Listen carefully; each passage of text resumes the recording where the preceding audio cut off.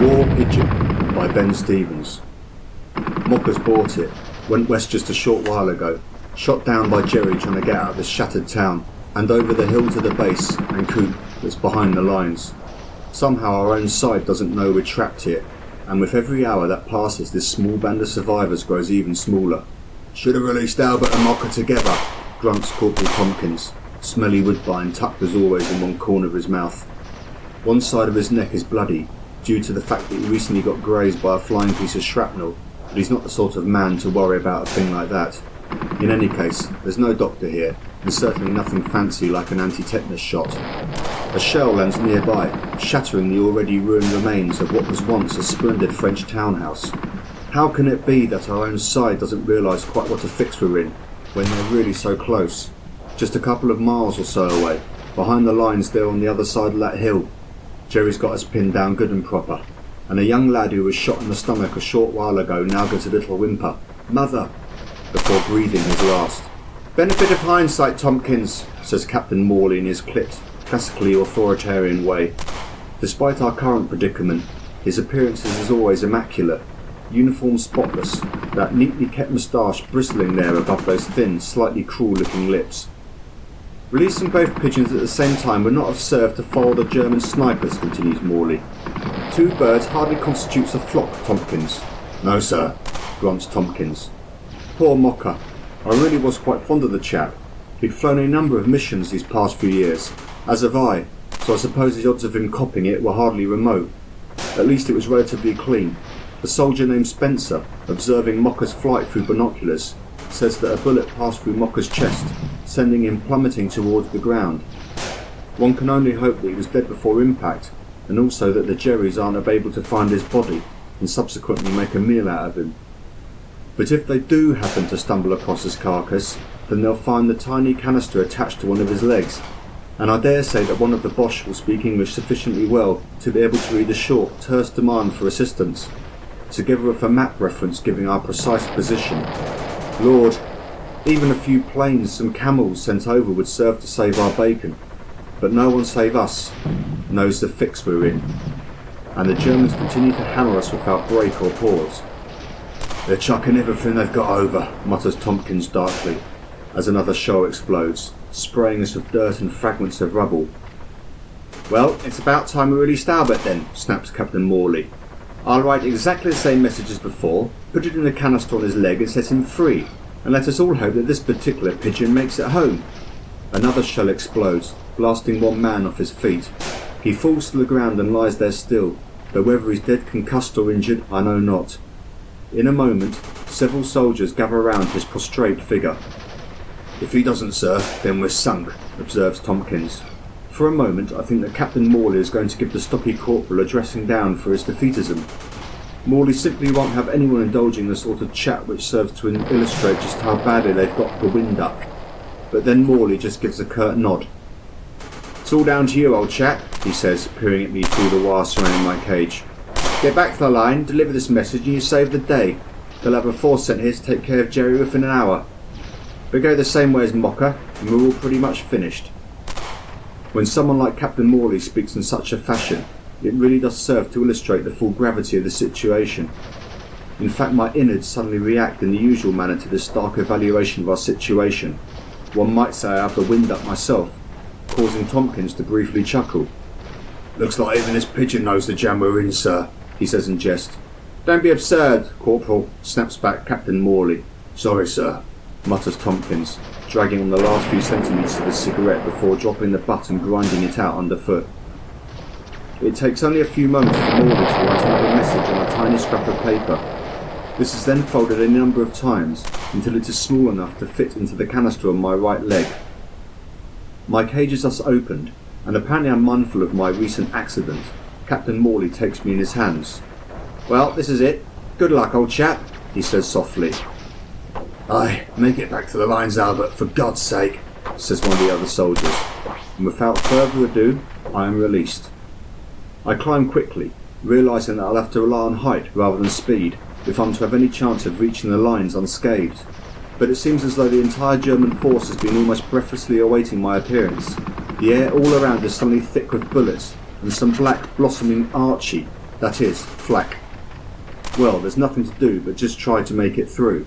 I've been here before, after all, as had poor old Mocker. So I twist and turn, thus trying to spoil the sniper's aim, but then, it's hardly as though just one gun is being fired at me. There's a sudden scorching pain on my underside. I drop several feet before recovering myself and flapping my wings once more. I'm now minus one leg, I realise. Fortunately, this happens to be my left leg, rather than my right. I am still carrying the all-important message, upon which the lives of several dozen Englishmen directly depend. I can barely see ahead, what with all the flashing flame and thick clouds of foul black smoke. I doubt whether the Boche are even shelling English soldiers anymore. So determined are they to use every available weapon to blast me out of the sky. Well, you just have to try harder, won't you, chaps? Frightfully sorry and all of that, but I may just win the day. I'm reaching the edge of this shattered town, almost at the hill, beyond which lie the lines, my coop and safety. Someone will get this message I'm carrying once I arrive, and Captain Morley and his men will be saved. All in all, I conclude, it's been well worth the cost of one of my legs, as regrettable as such a loss still is, of course. Something explodes by my left wing side, and I'm blown several feet off course. Then I'm plummeting once more, only this time, when I try flapping my wings in order to arrest my descent, I realise that my left wing has been quite knocked out of action. It's broken, I suspect, so that now the wretched thing is of no use to man or beast. Well, it's just going to have to serve all the same. Somehow I'm flapping it, though every movement is so agonising I think I'm going to actually lose consciousness with the bally pain of it all. Of course, I'm losing both height and speed despite my best efforts, and when something explodes in front of me, it also takes out my left eye. Left eye, wing, and now eye. The war pigeon named Albert may yet come through all of this alive, unlike poor Mocker, but he shall hardly do so in one piece. Oh, thank God, I've reached the hill. Most of the shooting and explosions are behind me now. I'm simply far too spent to try any more evasive action. It's all I can do to remain conscious, flapping my broken wing but losing height all the time. There's a line, I'm over it. I can see the group of huts where my coop is also, but I'm not going to make it that far. There's a group of Tommies taking it easy, smoking, reading and writing letters, and I crash down to the ground among them. My last conscious thought, or should it be prayer, is that they actually noticed that damn canister attached to my remaining leg. Is it even still there? Did it perhaps fall off during my frantic flight? I'm so generally out of sorts that I really can't tell.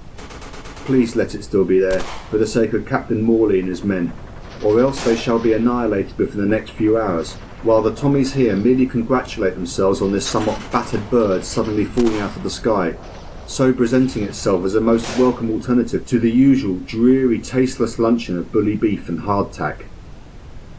Postscript. The war has recently ended, though I was returned to England seriously wounded, following my successful mission to deliver a message requesting urgent assistance for Captain Morley and his men. They were saved shortly after, though I subsequently learnt that both Captain Morley and Corporal Tompkins were killed in action later on. Anyway, I have somehow been made a sort of resident pet, or mascot perhaps, of a rather large place named Bletchworth Hall. I gather that it was once owned by some old earl, mad as a brush by all accounts, though these days it serves a singularly practical purpose, that is, as a place of rehabilitation for officers who, like me, did not survive the war unscathed. One officer in particular, Major Hardy, has taken a special liking to me. Daily he spends several hours talking to me, his voice low and hoarse as the explosion which removed half his face also seriously damaged his throat.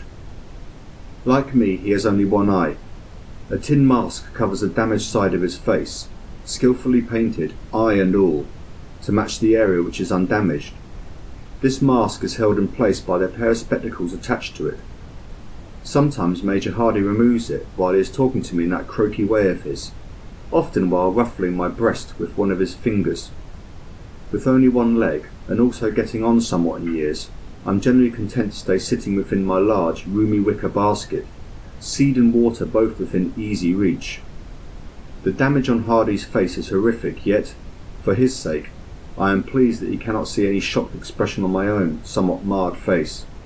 Hardy quietly pours out his hopes, his intentions, His refusal to be beaten and his desire to get well and return to the life he knew before the war, tin mask and all. Other wounded officers also say such things when they find themselves alone with me. Maybe they can identify in some strange way with one-legged war pigeon with a crippled wing. They can say some things they dare not say to another person, even a doctor or nurse. The desire to commit suicide which sometimes seizes them, for example, or the black mood which cloaks their minds when they suspect that they, in their physically and mentally damaged state, will never be loved by a woman the entire rest of their lives. But they can tell me such things, and I suspect that this gives them the strength to keep going, stay upbeat, heal up as best as they can, and resume their lives in whatever way possible. As such, I have a quite definite purpose and role. Crippled as I am, still I am continuing to assist soldiers, just as I did as an English carrier pigeon during the Great War, although now just in a slightly different fashion. All in all, I consider this to be a most satisfactory state of affairs.